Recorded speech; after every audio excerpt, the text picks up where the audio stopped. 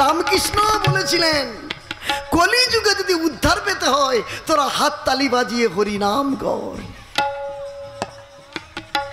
রামকৃষ্ণ ঠাকুরও বলেছে হরিনাম কর, আর মহাপ্রভুও বলেছে হরিনাম কর।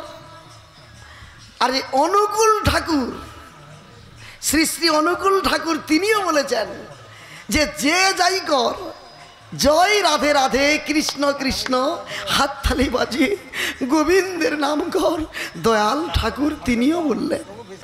বালক ব্রহ্মচারী তিনি আবার এসে আমাদেরকে বুঝাচ্ছে রাম নারায়ণ কর, মানে সবাই একটা কথাই বলতেছি, কি রাম নারায়ণকে হরিতে নাকি, হরি ওমকে, হরে কৃষ্ণকে,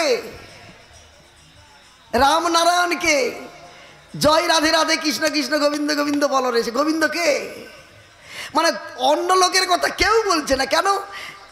এটাই আমরা সবাই জানি, পৃথিবীতে যে যাই করো ডিপার্টমেন্টের মালিক একজনই থাকে, এই পৃথিবীর নয়, গোটা বিশ্বের ডিপার্টমেন্টের মালিক একজন। একটা হরিধ্বনি, অনাদির আদি গোবিন্দ। তাই গৌর প্রেমানন্দে হরি হরি। তাহলে গোবিন্দ ছাড়া আপনাদের একটা গুরুত্বপূর্ণ কথা বলি, যখন আপনারা রাত্রে বালিশ মাথায় দিয়ে ঘুমাবেন, সবার কাছে আমার একটাই অনুরোধ, ওই যে বালিশটা মাথায় দিচ্ছেন, আচ্ছা এটাও তো হতে পারে এটা আমার শেষ ঘুম, কি গো? সেই জন্য যখন ঘুমাবেন ওই বালিশটাকে ছুঁয়ে একটু প্রণাম করে শুবেন, আর একটা মন্ত্র পাঠ করবেন। মন্ত্রটা 3 বার বলবো, একটু মুখস্থ করে নিন।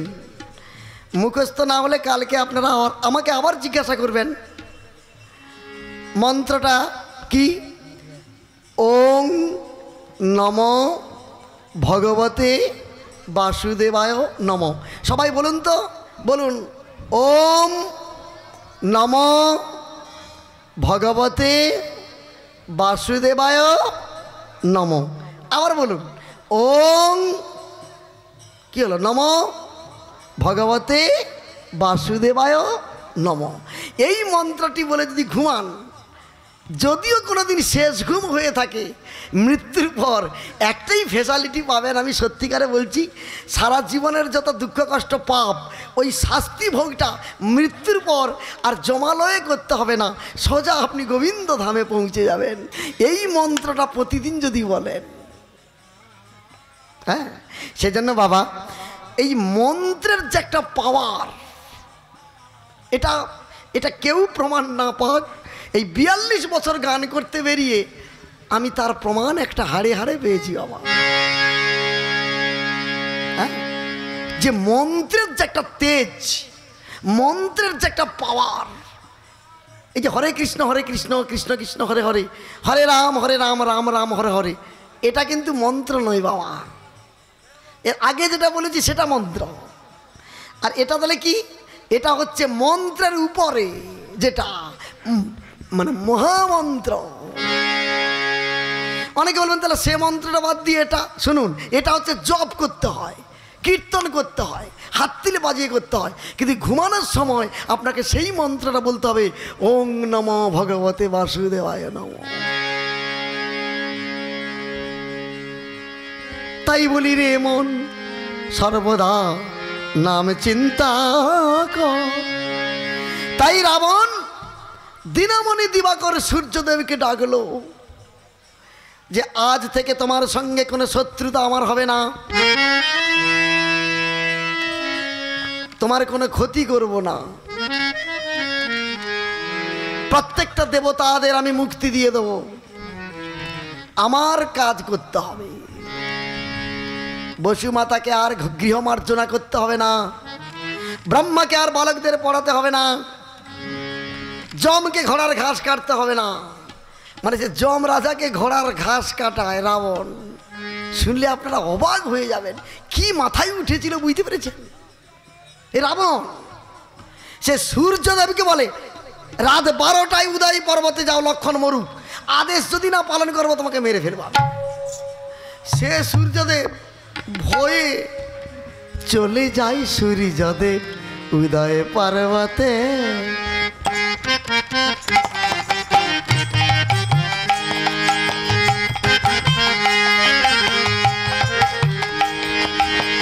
চলে যাই সূর্যদেব উদয় পর্বতে।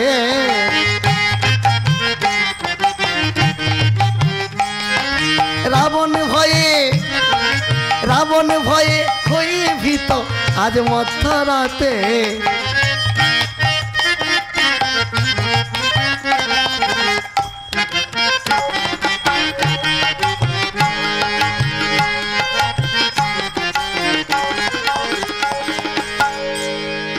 কে বা দেখেছে কে বা শুনেছে মধ্যরাত্রে সূর্য কবে উদয় হয়েছে বলো না কে বা দেখেছে।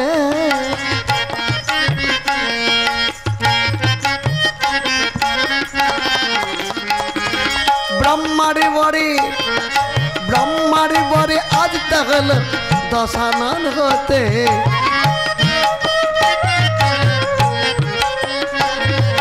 ওই চলে যাই সূর্যদেব উদয় পর্বতে।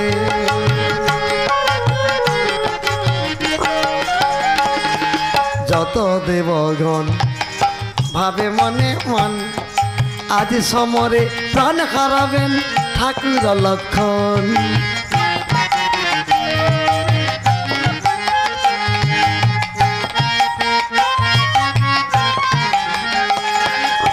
তবে তো হলো না নিধন রাবণ লঙ্কাতে।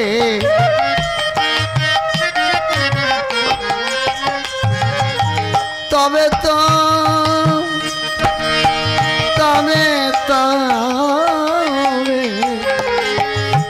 তো হলো না নিধন রাবণ লঙ্কাতে।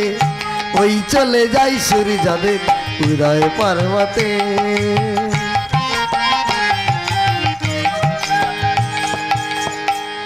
সপ্ত ঘোড়া যোগান সূর্যের রথ বহে কনক রচিত রথ ত্রিভুবন মহে। হেন রথে উঠিয়া দেবী দিবাগর উদয়গিরি পর্বতে চলিল সত্য। আর গন্ধমাদন পর্বতে হনুমান শিখরে শিখরে লম্প দেয় বিশল্যকরণীর অন্বেষণ করে। ঔষধ না পাইয়া হনু পবন নন্দন সূর্যদেব উদয়মান নয়নে হেরিল তখন। মনে মনে ভাবল হাই রে লক্ষণকে বাঁচানো হলো না। উদয়গিরিতে সূর্য উদয় হচ্ছে কি করি লক্ষণকে বাঁচানো গেল না। এই কি প্রভুর ইচ্ছা এই কি তোমার লীলা প্রভু এই কি তোমার লীলা।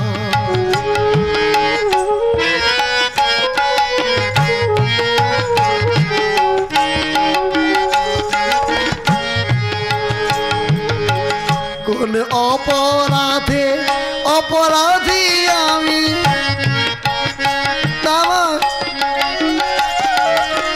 কোন অপরাধী আমি বলে দাও জগৎ স্বামী এই কি তোমার লীলা এই কি তোমার লীলা।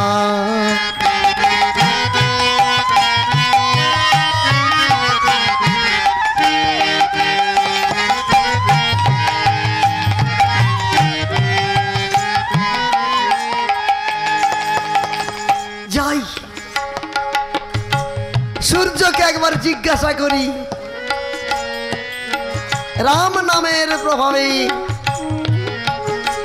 সূর্যদেবের সম্মুখে হনুমান এসে পদ অবরোধ কোথা যাও কোথা যাও কোথা যাও সূর্যদেব কোথা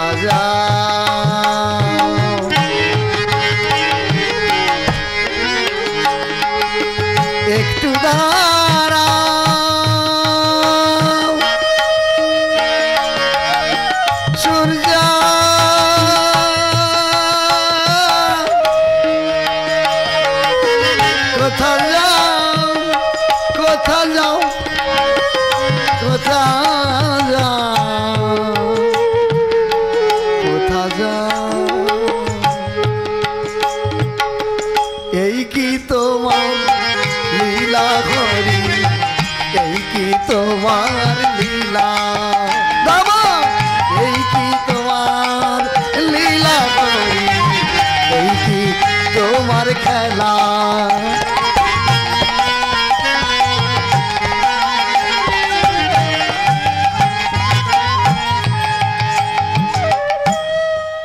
এখন হনুমানের একটা প্রতিষ্ঠা আছে, হনুমানজির একটি মান সম্মান বোধ আছে, এটা সূর্যদেবী কিন্তু জানে। তাই হনুমানের ডাকে সূর্যদেব সুস্থির হয়ে বললেন, কি ব্যাপার হনুমান, তুমি আমায় ডাকলে? সূর্যদেব, তুমি আমার কাছে সত্যিকারে বলো তো সূর্য, প্রভাত কি হয়ে গেছে? হনুমান, তোমার কাছে মিথ্যে কথা বলবো না, এখন রাত্রি 12টা, রাত 12টা। আচ্ছা সূর্যদেব, রাত 12টায় তুমি উদয়গিরিতে? আমি বুঝতে পারছি না, তুমি আমায় বলো, রাত 12টায় তুমি উদয়গিরি পর্বতে উদয় হতে যাচ্ছ কেন? হনুমান, তুমি কিছু মনে করো না, রাবণ ব্রহ্মার পরে বলিয়ান, তাই ওর আদেশ যদি পালন না করি ও আমার শিরচ্ছেদ করবে।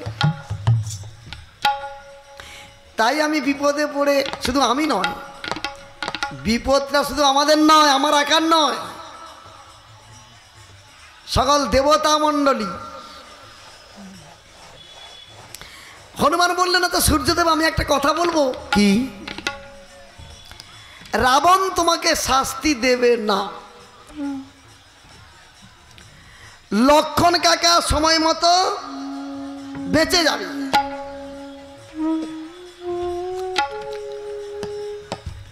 লক্ষণ কাকা বেঁচে যাবে, রাবণ তোমাকে শাস্তি দেবে না। একটা উপায় আছে। কি? সেটা কানে কানে বলবো, কাছে এসো। এখন সূর্যদেব তো সরল মানুষ, সে রথ থেকে নেমে এলো। হনুমান তাকে বলছে, তব নাম ভানু, হনু মম নাম, দুজনের নামে নামে মিলে গেলাম, দুজনে সমান। হনুমান আর সূর্যদেবের নাম ভানুমান। হনুমানের নাম শর্ট, মানে ছোট্ট নাম হনু, আর সূর্যদেবের ছোট নাম ভানু। মানে হনু আর ভানু, হনুমান ভানুমান। তখন হনুমান বলে, এ দারুণ মিল, তাহলে কলাকুলিটা সারিয়ে এসো। হ্যাঁ, সূর্যকে ধরে এখনো কলাকুলি করে, তাকে কলাকুলি করতে করতে বগলে চাপিয়া ধরে। যেই বগলে চেপে দিয়েছে, সূর্যদেব বলল, ছাড়ো, আরে ছাড়ো, আরে ছাড়ো। হনুমান কি বলল জানো? বন্ধু, যতক্ষণ নাহি বাঁচে লক্ষণের প্রাণ, ততদিন বন্ধু বগলে থাকো আমার। যদি 1 বছর ঔষধ না পাই, তোমাকে ছাড়া হবে না, 1 বছর বগলে থাকো। তখন সূর্যদেব ভাবছে, এ যুক্তিটা খুব খারাপ নয়। হ্যাঁ হনুমান, তাহলে আমি যেন বেরোতে না পারি, তুমি ভালো করে চেপে রাখো, লক্ষণকে বাঁচাও।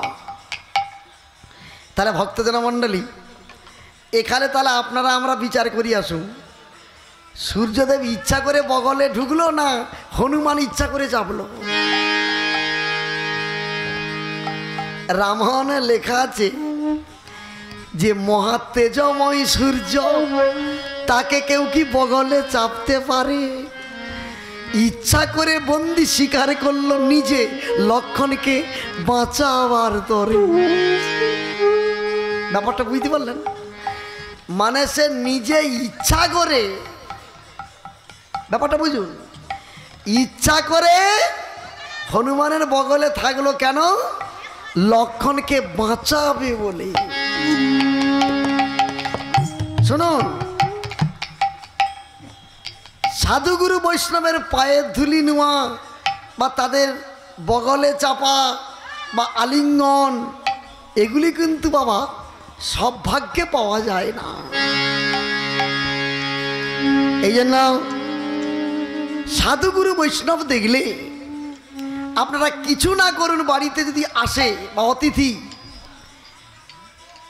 যদি চাল টাকা পয়সা না দিতেও পারে দেবেন না, যদি না থাকে দেবেন কি করে? কিন্তু ঘরে ধানের বস্তা চালের বস্তা আছে, রেশনের চালের বস্তা আছে, আপনি কুকুরের মতো সাধুগুরু বৈষ্ণবকে দূর করে তাড়াবেন, কেউ না দেখুক, সর্বভূ সাক্ষী ভূতং, জানতে পারলো আমার নারায়ণ।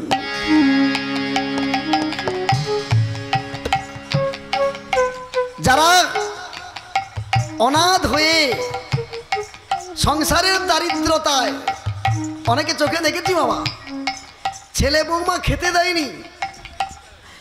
আপনাদের এই এলাকায় আছে কিনা আমি জানি না, আমি বিভিন্ন জায়গায় গান করতে যাই,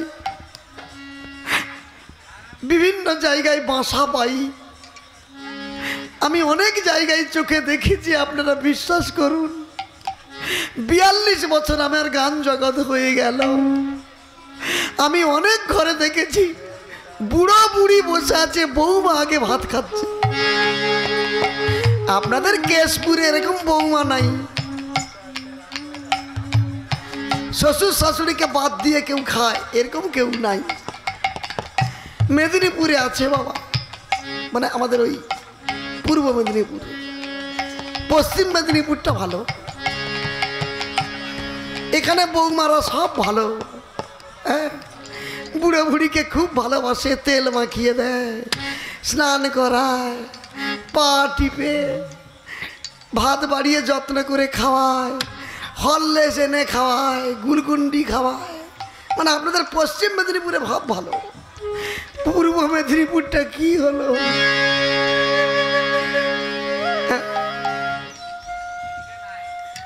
এদিকেও আরম্ভ হয়ে গেছে নাকি? সর্বনাশ হয়ে আর কি, এরকম এরকম আরম্ভ হতে দেবেন না, খুব সাবধান।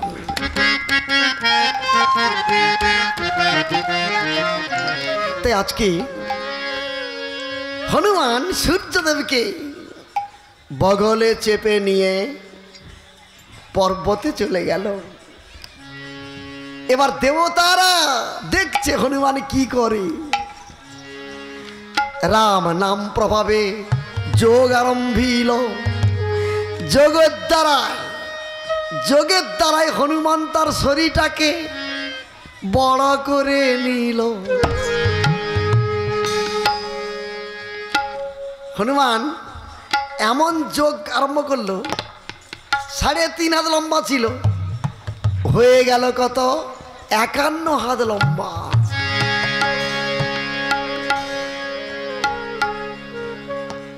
একান্ন হাত মানে বুঝতে পেরেছেন তো কত বড় হনুমান হয়ে গেছে? এত বড় হয়ে পর্বতে দিল টান, পর্বত নাড়াতে পারছে না।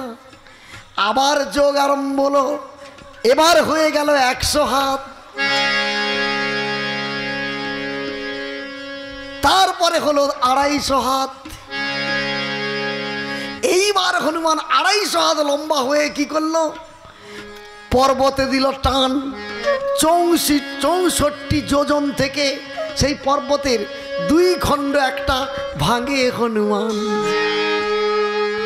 একটা ছোট খণ্ডকে ফেলে দিল। আর এই দিঘি সরোবরটার যেখানে আছে, কাল্যাণী যেখানে মরেছিল সেই জায়গাটা, হ্যাঁ মানে মারেনি, ওখানে আষাঢ় মেরেছিল ওইখানটায়।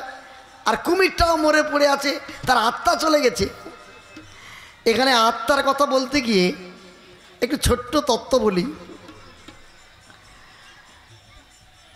অনেকে প্রশ্ন করে যে প্রাণকৃষ্ণ বাবু, আপনি এত জীবতত্ত্ব রামায়ণ গানে আপনি বলেন, কীর্তনে তত্ত্ব হয় শুনেছি, কিন্তু রামায়ণ পালার মধ্যে যেসব তত্ত্বগুলো পাঞ্চিং করেন, ঠিক পালার ভেতরে মাপে মাপে জীব শিক্ষা, এটা ভালো লাগে। তা এরই মধ্যে আমি একটা কথা জানতে চাই। আমি বললাম কি ভাই? না এ জন্মে আমি মানুষ আছি, কি বিষ্ণু মাইতি, কি অমূল্য জানা, কি বিপিন মাইতি বা মঙ্গল পাণ্ডে, এর নাম একটা আছে। তাই এ জন্মে তো আমি মানুষ, হ্যাঁ, মরার পর তো আবার একটা জন্ম হবে। আমি বললাম হ্যাঁ, গীতায় তো লেখা আছে। না তাহলে আমি এ জন্মে মানুষ আছি, হ্যাঁ, এর পরের জন্মে আমি কি মানুষ হব, এটা কি বলা যাবে? আমি বললাম ভাই, আমি অনেক কিছু জানতে পেরেছি গ্রন্থ পড়ে, এইটুকু আমার জানা নাই। আমি নিজেও জানি না যে এ জন্মে আমি মানুষ আছি, এ জন্মে আমি মানুষের জামাটা পেয়েছি, মানে এই যে চামড়া, মানুষের চামড়া। এমন কিছু কর্ম করে রেখেছি, এর পরের জন্মে গোবিন্দ একটা কুকুরের জামাও পরিয়ে দিতে পারে। সবাই বলুন নিতাই গৌর। সারাদিনে আমরা 3 বার খাই, একবার টিফিন খাই, দুপুরবেলা ভাত খাই, রাত্রেবেলা খাই। কিন্তু কুকুরগুলোর কথা বলুন তো ভক্তদের মণ্ডলী, 3 বার তো দূরের কথা, একবারও পেট ভর্তি করে খেতে পারি। কখন কে একটু করে বিস্কুট, কে একটু ভাতের ফ্যান, কে 2টো এঠা ভাত দিয়ে দেয়, পেট ভর্তি তাদের হয় না। তারাও কিন্তু রাত্রে শুয়ে শুয়ে কাঁদে, ঈশ্বরকে ডাকে।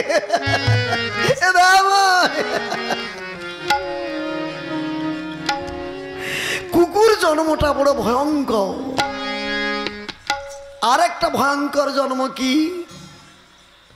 শকুন জন্ম। আগেকার দিনে কত শকুন দেখা যেত, দেখেছেন কি শকুন? এখন আর শকুন দেখা যায়নি। গিধিনী তাদের নাম, ভালো নাম। শকুন দেশ ছেড়ে পালিয়ে গেছে। কেন? ওদের খাওয়ার জুটেনি পশ্চিম বাংলা। ভারত ছেড়ে পালিয়ে গেছে। কেন জানেন? ভারতে আর ভাগাড়ে ফেলতে দিচ্ছে না, খেতে পায় না, মানে তাদের যে খাদ্য বস্তু সে পাচ্ছে না। শিগালগুলো রাত্রে কাঁদে। পশু জন্মটা দুঃখজনক। আমি এত কথা বললাম কেন জানেন? আমরা যে পাপ করে যাচ্ছি, যে অপরাধ করছি, সব থেকে পৃথিবীর মধ্যে মারাত্মক অপরাধ কোনটা জানেন? যে চিটিংবাজ। চিটিংবাজের কোনোদিন রক্ষা নাই। আমি প্রাণকৃষ্ণ অধিকারী, আমি ভাই রামায়ণ সম্প্রদায়ের মালিক। আমি 16খানা জেলায় ঘুরি।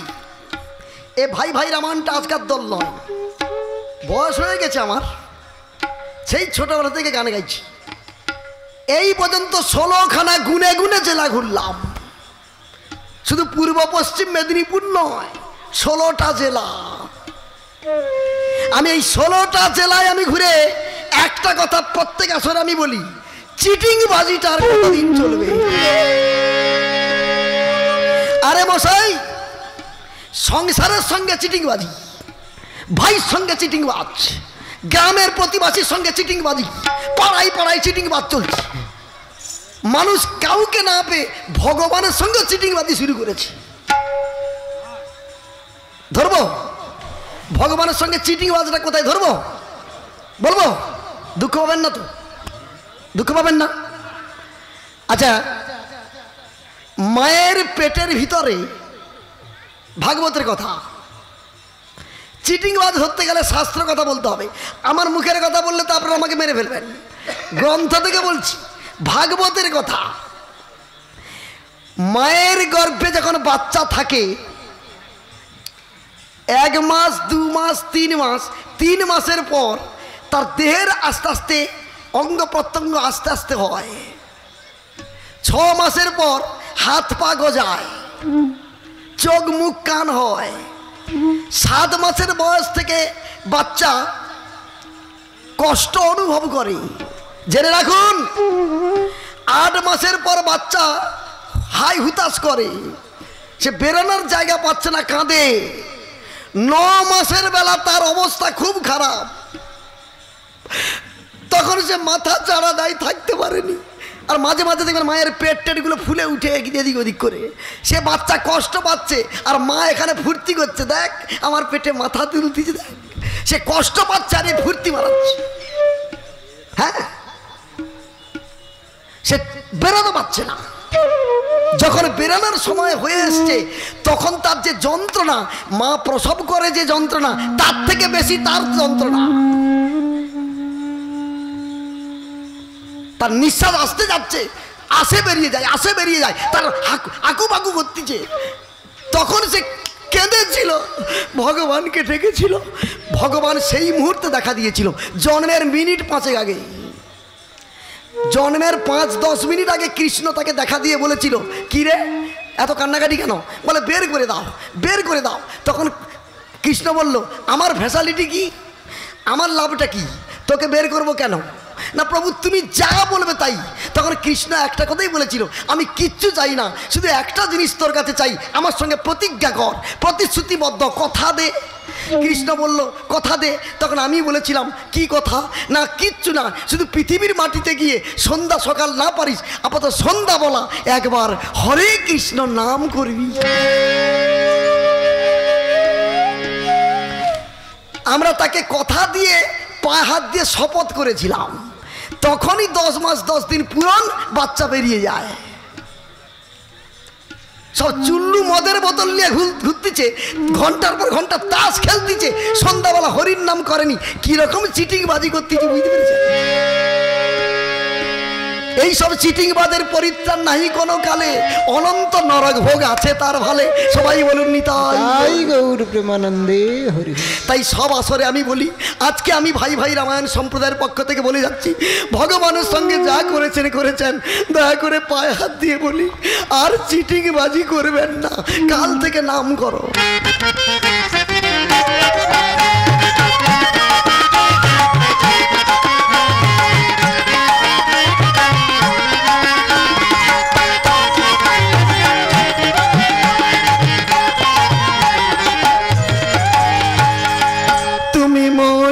কত ভালোবাসা ওগো, আমি তো বাসি না তোমারে, তুমি মরে কত।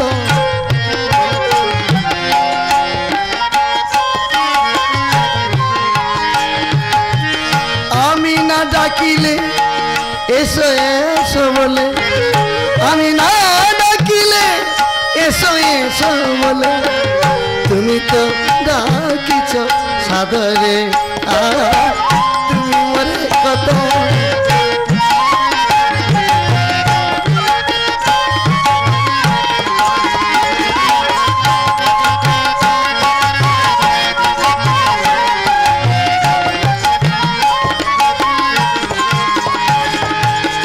নীতি নীতি মোর কত প্রয়োজন, সবই কিছু দিয়ে জগাইছ মন।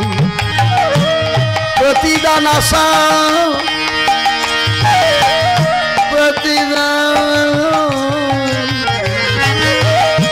প্রতিদান আশা করনি কখন, নিয়ত রেখেছ সাদরে।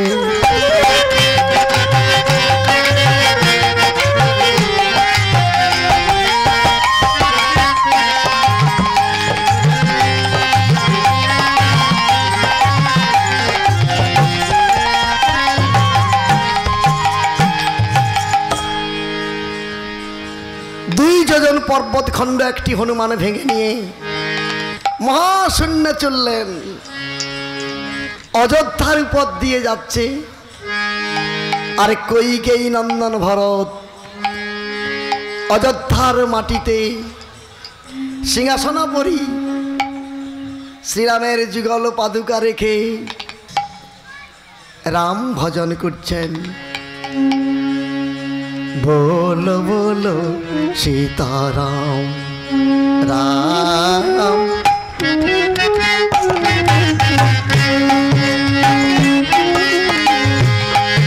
सीताराम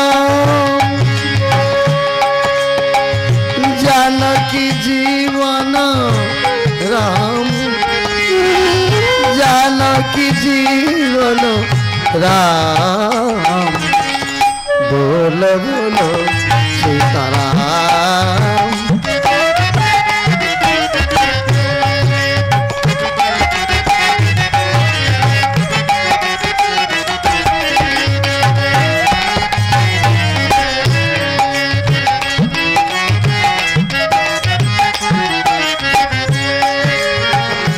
जानकी जीवन राम कौशल्य नंदन राम सीतापति राम जय जय सीतापति राम।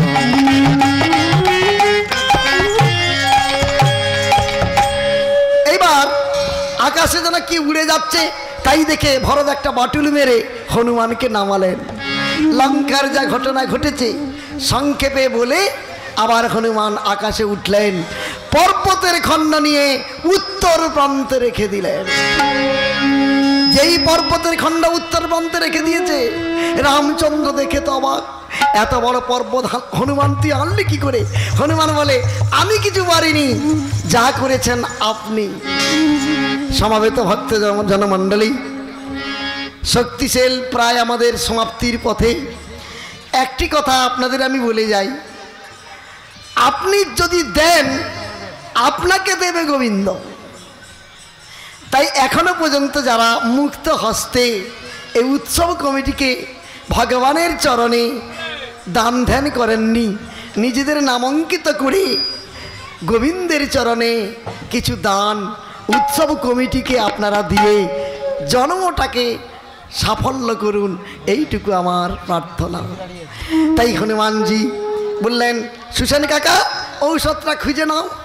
এবার সুসেন গিয়ে ঔষধ তুলে এনে রামচন্দ্রের হাতে দিয়ে বলছে প্রভু সদ্য বিধবাকে এই ঔষধটা বাড়তে হবে, আর সতী নারীর একটু স্তনের দুগ্ধ দরকার। রামচন্দ্র তো চিন্তায় বললেন, বিভীষণ বললেন চিন্তার কারণ নেই, সতী নারী হচ্ছে রাবণ ঘরাণী মন্দোদরী, আর সদ্য বিধবা আমার ভগ্নী শূর্পণখা। তুমি হনুমানকে নিয়ে প্রভু গিয়ে বলো।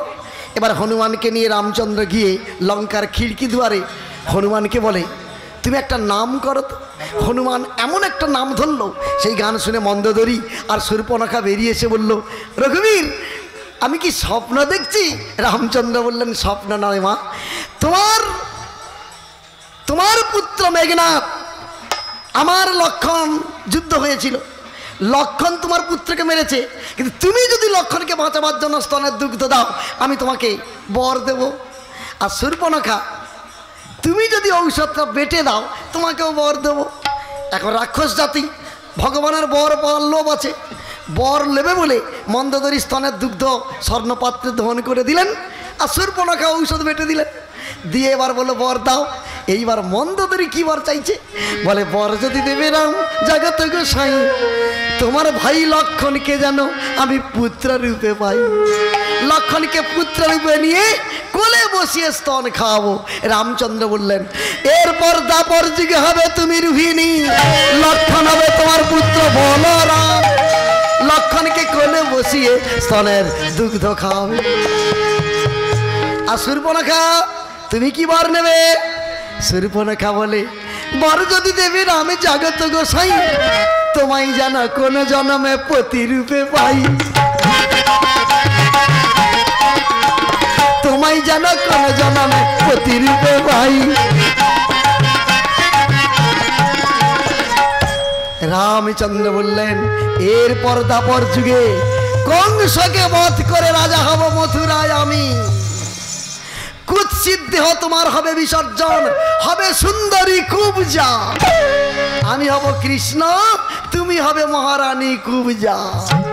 আশীর্বাদ করে ঔষধ নিয়ে এসে লক্ষণকে বাঁচাবার জন্য সুসেনকে দেয়। সুসেন ক্ষত অঙ্গে ঔষধ দিয়ে নাকের কাছে ধরিল ঘ্রাণ, ধীরে ধীরে সঞ্চার হতে শুরু হয় কি লক্ষণের প্রাণ। দেই স্তনের দুগ্ধ মুখে দিয়েছে, আরে নয়ন মেলিয়া ঠাকুর লক্ষণ, নয়ন মেলিয়া ঠাকুর লক্ষণ। দাদা বা দাদা বলে ডাকিছে তখন, দাদা দাদা বলে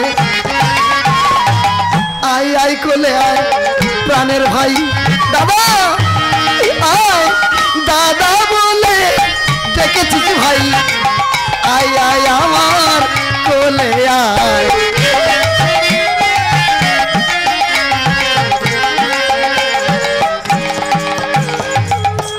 লক্ষণ বেঁচে গেল, বেঁচে উঠে রামচন্দ্রকে প্রণাম করলো। হনুমান সূর্যকে মুক্তি করে দিয়ে রাম আর লক্ষণকে ঘিরে বলে আয় আয় তোরা দেখবি আয় রাম লক্ষণের যুগল মিলন। আয় আয় আয় তোরা দেখবি আয় রাম লক্ষণের যুগল মিলন। সীতারাম সীতারাম সীতারাম সীতারাম সীতারাম সীতারাম। মহাকাব্য রামায়ণ অমৃতের ভাণ্ড, এইখানে শক্তিশালের আমাদের হলো ছন্দ। এইখানে আজকে বিশ্রাম অমৃতের লহরী, ভজন নিতাই গৌর প্রেমানন্দে সবাই বলুন হরি হরি। জয় জয় রঘুপতি রাঘব রাজা রাম, পতিত পাবন সীতারাম। সবাইকে গাইতে হয়, বলুন জয় জয় রঘুপতি রাঘব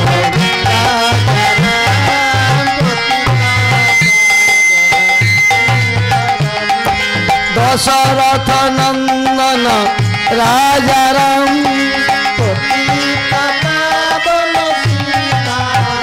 জয় জয় রঘুপতি রাঘব রাজা রাম।